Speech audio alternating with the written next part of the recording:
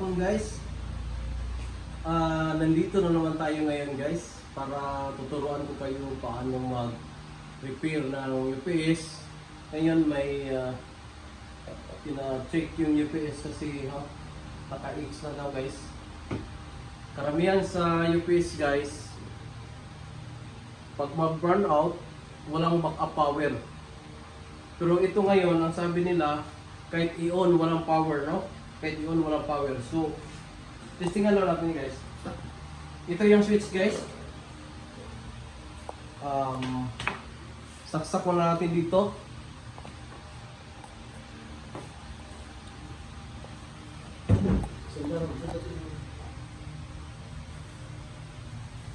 Okay. Saksak ko na natin guys. Ayan guys. Ito guys, 220 ito. Testiran muna natin guys ha. Meron tayong digital na tester guys. Okay, kung may kuryente. So, kung mag-set kayo ng source ng kuryente AC, dapat yung range natin dito rin sa AC boards. Malaman natin yung AC kasi alternating current na ka-wave yung current, no? May sign. So pag 220, dapat wag mo ibaba yung range mo sa 220 volts kasi masira yung tester mo. So dapat lagay mo doon sa 600 kasi yung volts natin dito is 20, 200, then 600. So doon tayo sa 600 guys. Kasi mas mataas pa yung 220 sa 200, so doon tayo sa 600. Okay? So testiran mo natin yun. Ito.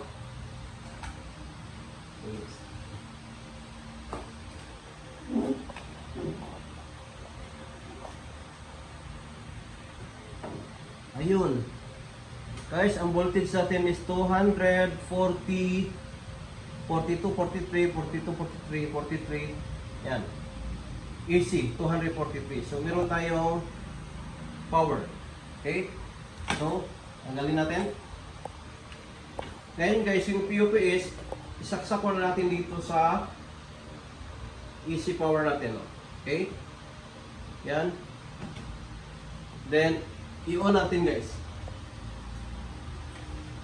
Kung wala talaga guys, walang power. Karamihan sa UPS merong power, pero pag burn out, wala na siyang backup. Kaya tinatawag ito ng UPS uninterruptible power supply. So, ang purpose nito guys, pag halimbawa ginamit mo ito sa computer, pag mag-burn out, paprediksyonan mo pa yung computer mo kasi hindi siya namamatay agad. Mga 20 to 30 minutes pwede pa siya mag-back up, no? So ang gagawin natin guys, i-check mo natin ito kung anong problema nito guys. Bakit walang power? Okay? Yan.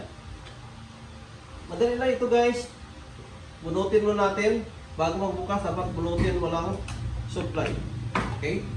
So paano magbukas? Yan. Higa mo lang ganun guys, higa mo lang. Ito tester pa ito ng DC guys, no? Higa mo lang. May mga ano dito, may mga screw.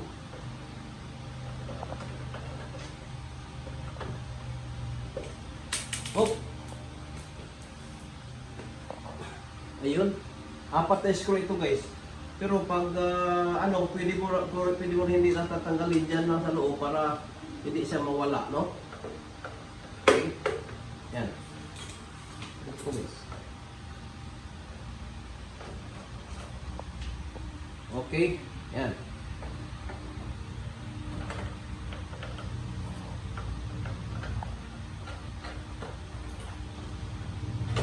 Ayan.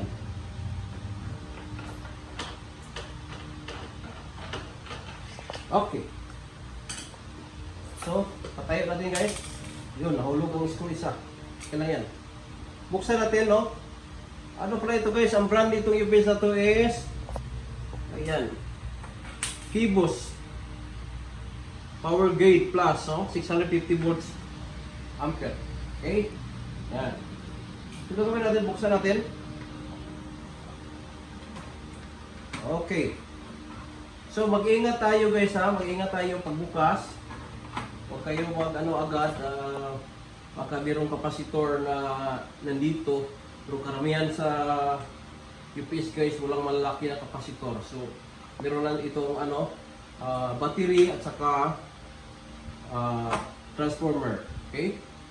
So, ang gagawin natin guys, una, i-check muna natin yung cable. Bakit walang power? Baka putol yung cable or may fuse baka naputol. So, dalawang tester natin guys. Meron tayong digital at meron tayong multi-tester. Okay? Pag maggamit kayo ng multi-tester, pag tester kayo ng continuity, dito lang natin ilagay sa times 10, no? Times 10 ohms or times 1. Okay? Pag dito naman sa digital guys, kung gusto niyo maggamit ng digital, meron tayong ano dito, may audio na sound kung may continuity or wala. So, paikot na gano'n, no? Tingnan natin guys. Pag i-short mo yan, no? Yan, tumutunog, no? Ibig sabihin, pag tumutunog yan, ibig sabihin walang putol. Tingnan natin guys. Okay? So, kasi walang power, unahin muna natin yung cable. Baka may putol yung cable, so ibig sabihin, talagang dead set talaga, no? Okay? Kasi ibang klase ito eh. Walang power eh. Okay? So, i-test natin yung kabilang linya. Yan. Nandito yung kabilang linya.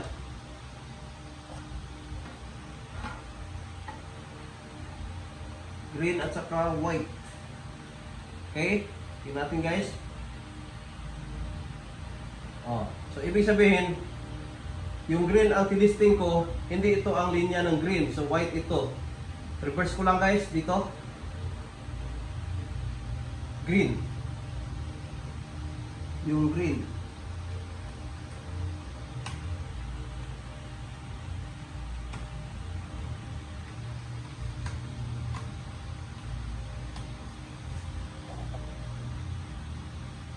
Yun. Yung green. Nandito sa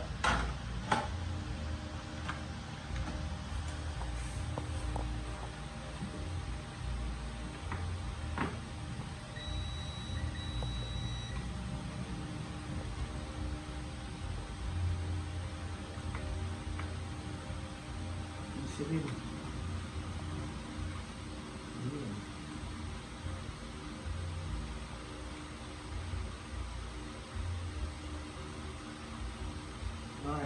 Okay, ito. Dito guys.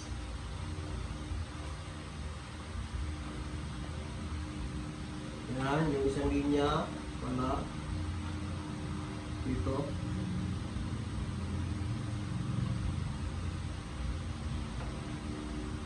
Wala talaga guys, no? So, meaning, possible na cable yung problema. Okay? So, tanggalin mo natin guys para maklaro, para masilip natin yung linya doon sa ilalim. Kasi maraming nakakunik. Tanggalan natin guys. Ito yung negative at saka ito yung positive. Okay? So, ayan. Hindi mo na yan tanggal.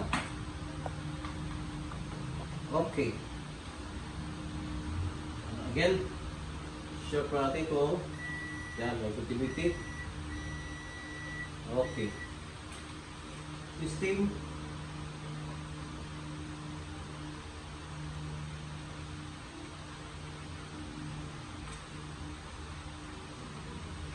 Dalawang Y.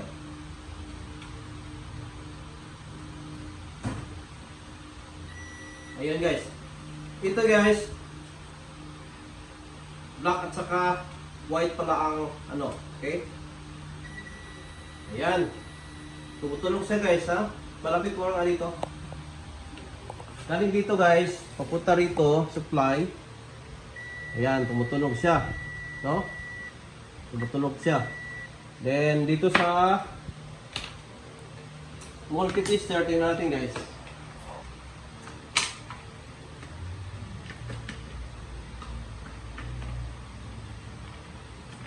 Tingnan natin sa multi-tester para matuto kayo. Sandali lang. scan ko na natin to. Yan. Yan. Yung black.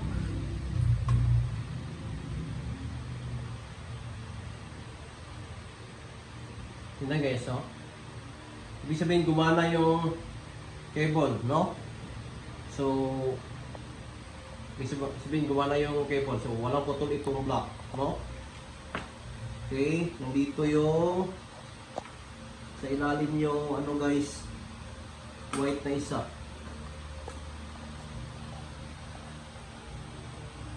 Ito.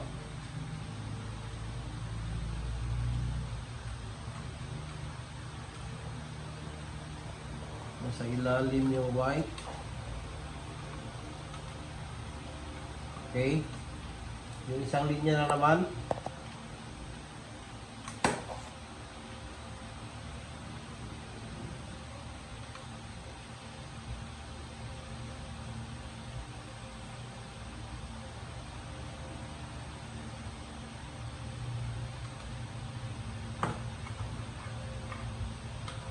Mga pinakailalim guys, sandali guys. Sa ilalim.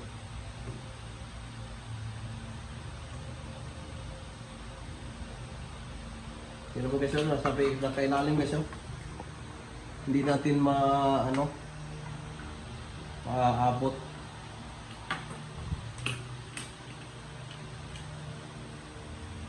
Okay. Dito na lang, mag-jump siya dito. Yan.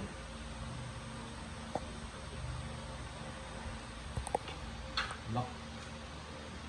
Ayan guys.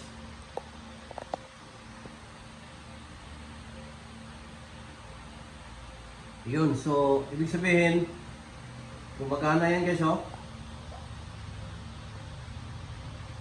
So, meaning, okay yung ano natin, yung wire, no? Kasi kung paklasin mo pa yung dito, wala na. So, okay yung wire guys. Ito, wala itong fuse na klase na power supply na UPS, no? Walang power supply, walang fuse.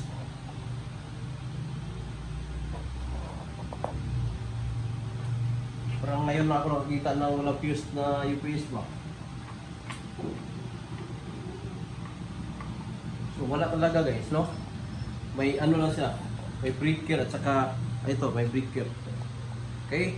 So ang gagawin natin, bakit wala siyang power?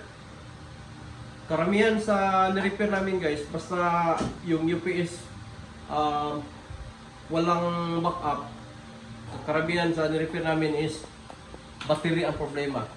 So, bihira lang yung mga electronic na problema, yung mga relay, mga resistor, capacitor, bihira lang yun. So, karamihan yung battery ang may problema. Okay, so, tester mo natin yung battery. Gamit tayo ng digital guys, para makita nyo.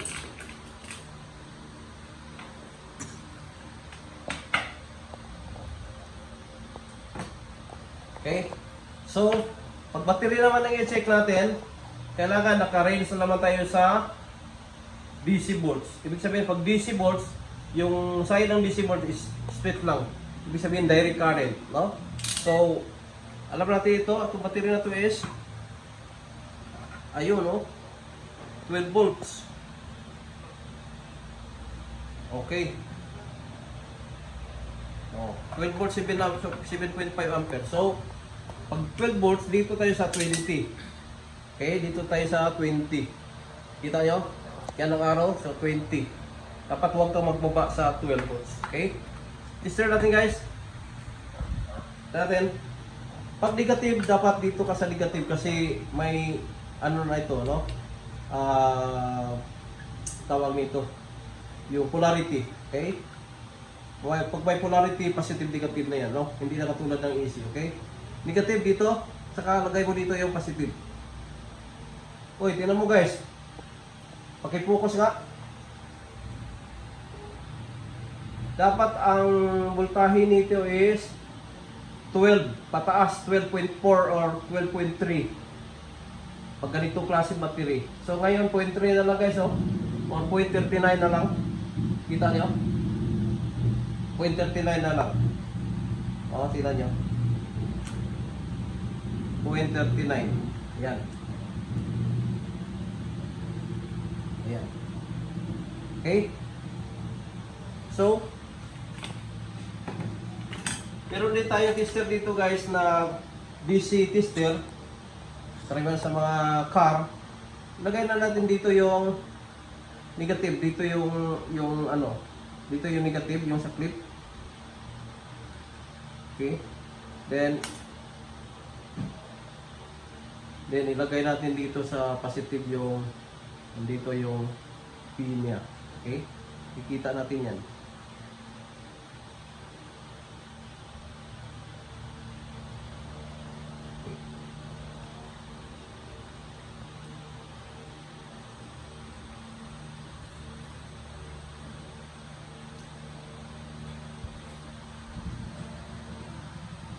Para maputol yata yung wire dito guys. Putol yung wire. Ito na lang guys, para makita nyo. Halimbawa, hindi kayo marunong nito, meron tayong DC volts. Tingnan nyo, DC volts. Yan. Ikot ba yan? Dapat 50 ang range natin, no? Kasi maximum of 50. So, yung positive dito, negative dito.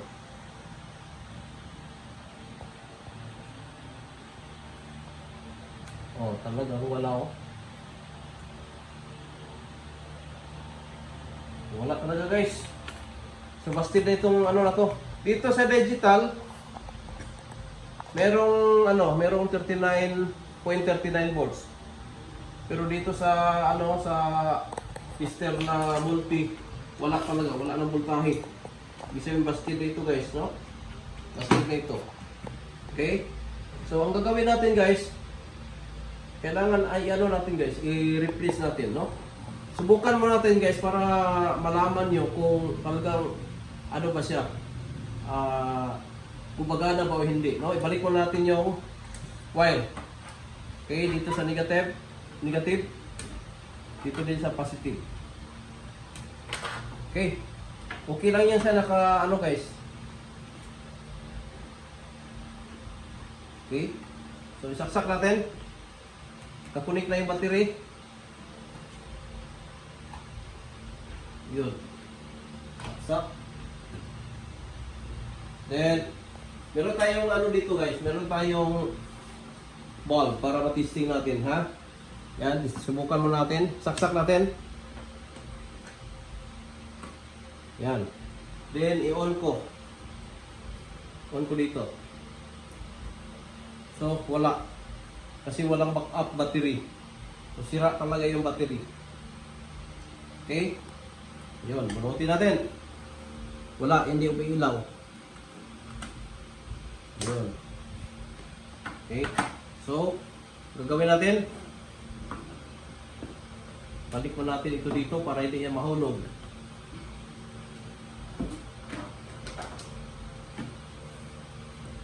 Tanggalin mo na natin yung battery guys. Kasi busted yung battery, so kailangan palitan. Okay? Ayun. So ako rito guys, marami kaming UPS yan, katulad yan. May UPS, dito rin. May mga UPS rin, no? Yan. So kami rito, nag-stock talaga kami ng battery. Kasi pag abot ng ilang years, ilang taon, i-plaster ko para hindi magano. Ilang taon, yung battery talagang talaga, nag-drain talaga, no? Nag-drain talaga. So, gawin natin, palitan natin ng battery.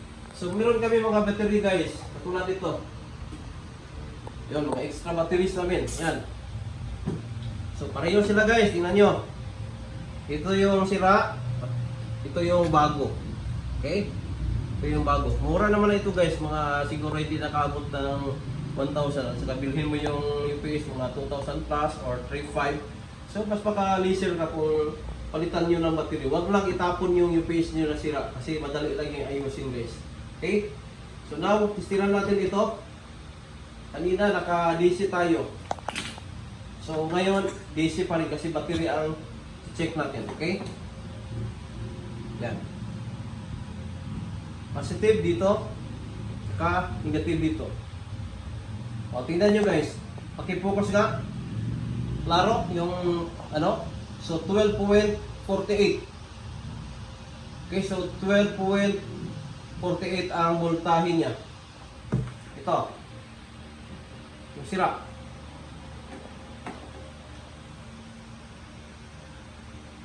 Okay, so na yan, 0.39. So wala na, busted na yan guys. Madali lang guys, no?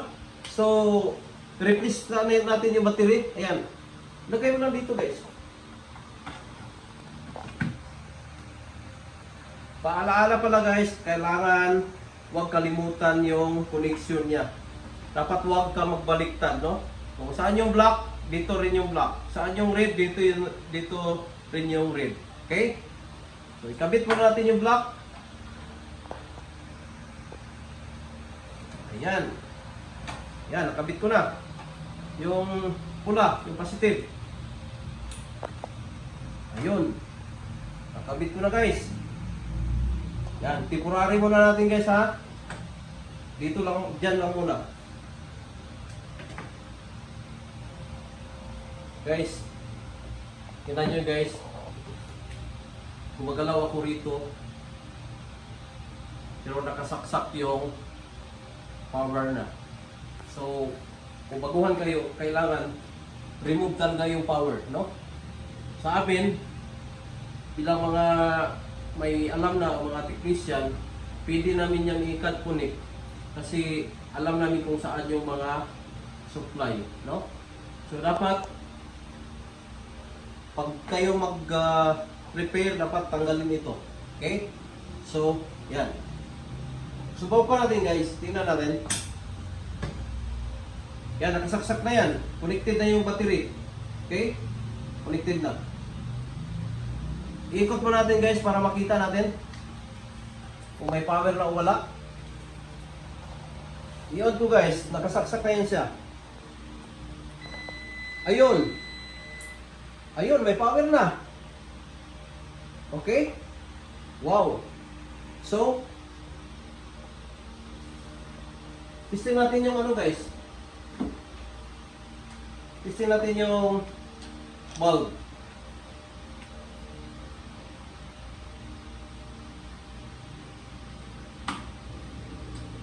Oh, yun.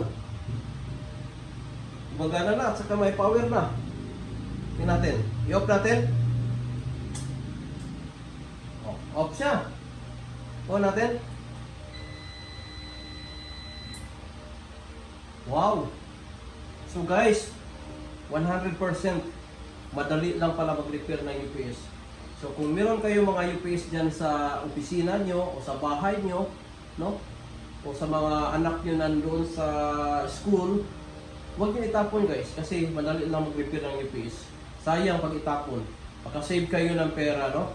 Kung bibili kayo, mas bahal din. Bibili lang kayo ng battery kasi napakadali mag-repair ng UPS guys. So, huwag nyo itapon. 100% guys, sigurado. Okay? So, ibalik natin guys. Off. Low.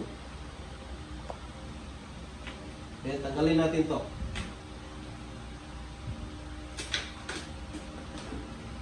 Guys, tingnan mo natin kung meron ng 220. Pero sigurado ko may 220 kasi umiilaw na guys. So, mag-set kayo ng ano naman, yung AC. Dito naman tayo sa AC. Ito. Yan. 220. So, dapat naka 600 volts yung range natin. Okay? Tira natin guys. Okay, i-on natin. Yun, may power na. Tingnan natin yan. Kung may voltahe na. Ayun. Paki-focus. So, meron tayong 243 volts. So, okay? Okay guys. Okay na. Tagalin. So, madali lang guys. I-off lang. Then, bunot. After bunot, ibalik mo lang yung takip. Balik lang yung takip guys.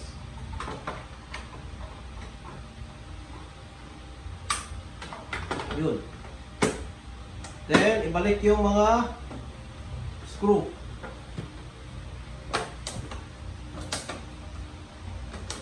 Last time nyo guys, yan.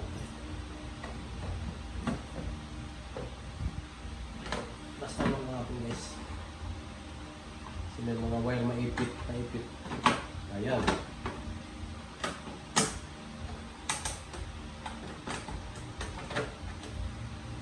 Okay.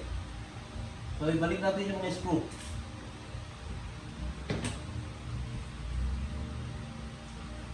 Ayan.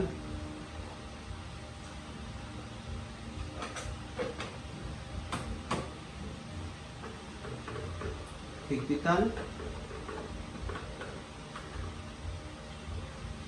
Okay.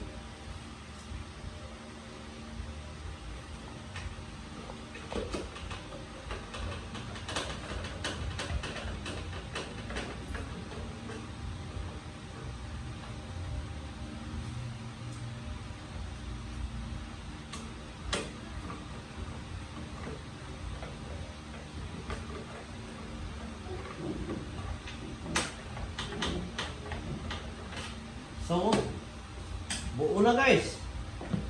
Yan, yung paste na yan guys. Okay, final testing.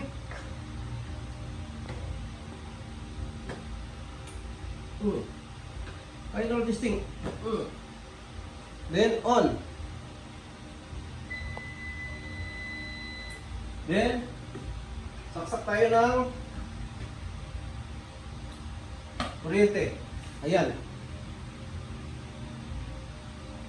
Guys, ito back up ito, no? Back up yung burnout. Testing natin. Ayan. Binunot natin yung supply, yung source niya. Meron pa rin siyang back up, umiilaw pa rin. Okay? So, yan. Okay guys. So 100% dapat guys matuto kayo mag-repair kahit konti lang para hindi naman kayo magastusan sa mga gamit nyo, no? So, nandito tayo na handang tumutulong sa inyo kasi gusto namin, yung gusto ko na i-impart yung kaalaman ko kasi happy ako na makatulong sa inyo, no?